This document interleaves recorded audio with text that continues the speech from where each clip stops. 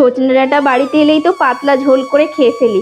আজ ভাবলাম একটু অন্যভাবে বানাই। আর এর সাথে এই যে 4 পিস মাছ মাত্র ফ্রিজে ছিল, আলু বেগুন দিয়ে এটাকে ঝোল করে নেব। আর সাথে একটু ঝিঙে আলু আর চিংড়ি মাছ দিয়ে তরকারি করব। দুটো তরকারি আলুকে একসাথে সেদ্ধ করে নিয়েছি। সজনে ডাঁটার জন্য আলুটাকে লম্বা লম্বা করে যেভাবে মাছের ঝোলে কাটে ওরকম কেটে সেদ্ধ করে নিয়েছি।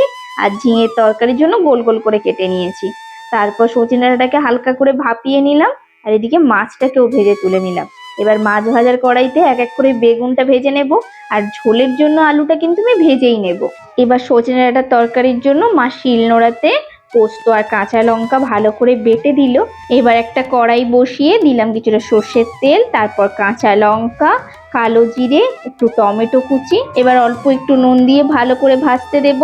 ওদিকে বেগুনটা ভাজা হয়ে গেছে, তুলে নিয়ে লম্বা লম্বা করে কেটে রাখা আলুটাকেও নুন দিয়ে ভাজতে বসিয়ে দিলাম। বেগুনটা ভাজার সময় হলুদ দিইনি, কিন্তু আলুটা ভাজার সময় একটু হলুদ দিলাম, রংটা ভালো আসবে। ওদিকে টমেটোটা ভাজা হয়ে গেছে, দিলাম একটু হলুদ গুঁড়ো, লঙ্কা গুঁড়ো।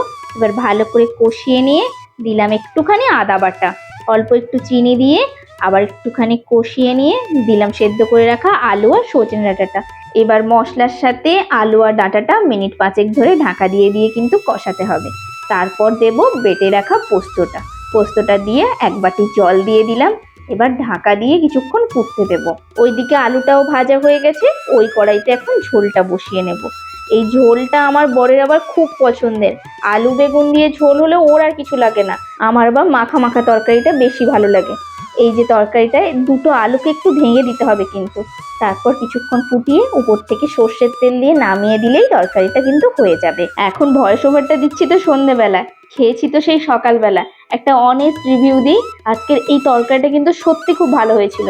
আমি অতটা নিরামিষ তরকারি খেতে একদমই পছন্দ করি না, আমার একটু পেঁয়াজ রসুন দিয়ে কষিয়ে তরকারিটা খেতেই বেশি ভালো লাগে। আমার আজকে কিন্তু এই তরকারিটা খেতে বেশ ভালো লেগেছিল। আর এখন যে তরকারিটা রান্না করছি ঝিঙে আলু দিয়ে চিংড়ি মাছের তরকারি, এটা আমার বরাবরের ফেভারিট।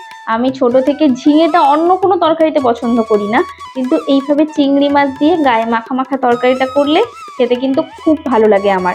আর এটা রান্না করাও খুবই সিম্পল, শুধুমাত্র পেঁয়াজ বাটা, হলুদ গুঁড়ো, লঙ্কা গুঁড়ো, অল্প একটু নুন দিয়ে ভালো করে কষিয়ে তারপর ঝিঙেটা দিয়ে জলটা বের করে নিতে হবে। এতে কিন্তু এক্সট্রা জল দেওয়া একদমই যাবে না, ঝিঙের জলেই পুরো তরকারিটা রান্না হবে। এই দেখুন জলটা ছাড়তে শুরু করে দিয়েছে। এবার দিয়েছি সেদ্ধ করে রাখা আলুটা। এবার ঢাকা দিয়ে গ্যাসের ফ্লেম কিন্তু একদম কমিয়ে দিতে হবে। ওদিকে মাছের ঝোলটা হয়ে গেছে, নামিয়ে দিই।